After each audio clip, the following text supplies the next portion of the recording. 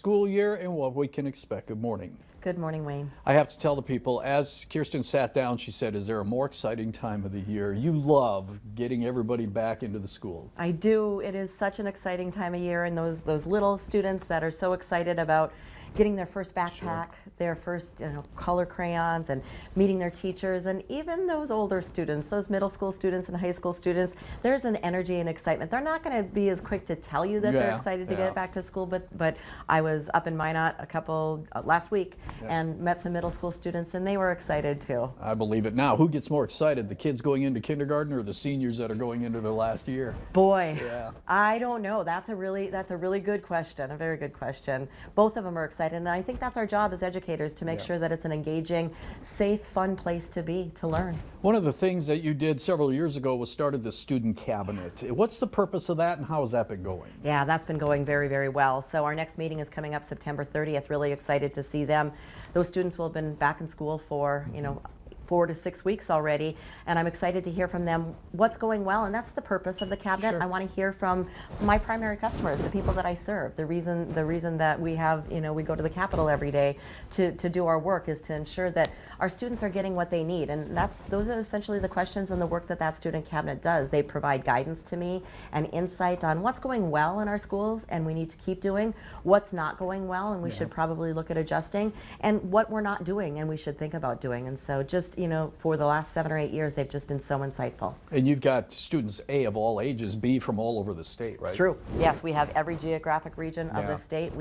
You can apply for the first time as a third grader, and you can apply all the way as a senior. So third grade through seniors can apply. Their first term is 18 months, and they can serve 2 terms. And so they're with me for a significant amount of time, and we build close relationships. They trust each other, which is also a very important factor, a very important effort. And they've been really impactful in the things that they've been advised me on and guided me on. They were very instrumental in helping our legislators understand the need for early childhood experiences, quality childcare, quality early childhood experiences. They assisted me in updating the bullying law. The legislators, they've introduced some aspects to update the bullying law to include social media and things that were occurring off campus. They also helped pass a bill and some funding for what we call the Leveraging the Senior Year.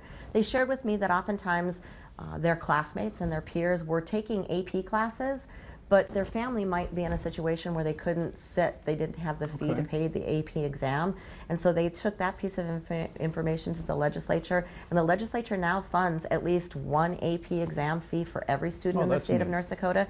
And for those students that are struggling a little bit more economically, they can take up to 4 classes or 4 tests and earn college credit through AP exams. So yeah, they're not just a fun or fluffy board. They really help me. Well, it sounds like they really take ownership of it too. And you brought up families.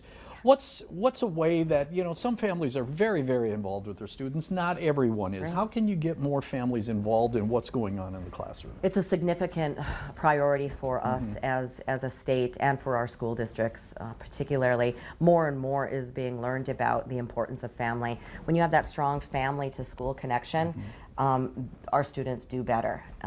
A friend of mine joked that I actually have more kitchen cabinets than the average kitchen, but last week, Friday, my family cabinet met. I also meet with a group of family members, and those are grandparents, moms and dads, and actually one member is not a father himself, but is just really engaged and wants to help the children in his community. And so we are working right now on how to strengthen that family commitment and that family engagement.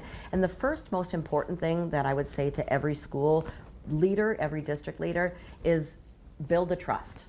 Have your students understand that their families are welcome, make your families feel welcome, and remember that it's a two-way relationship. It's not just what families can do for school teachers or schools themselves, but what can we as educators learn about those families and the challenges and the experiences that they have. And so we have family engagement grants. We've provided some family engagement grants. There's several examples on our website. We've created a family engagement guidebook and playbook, so our school districts can go out to our website, get those tips, and a lot of those a lot of that advice and guidance has come directly from family members in North Dakota themselves. Well, I apologize, we're out of time. There's so much more to discuss here, but we wish you all the best in the new school year. And I know some are starting this week, some next week. I know Mandan's looking forward to their brand new high school. There's so many new schools. There's a lot more we could talk about. But Kirsten, thank you so much for being here. We appreciate it. I appreciate being here. Thank you so much.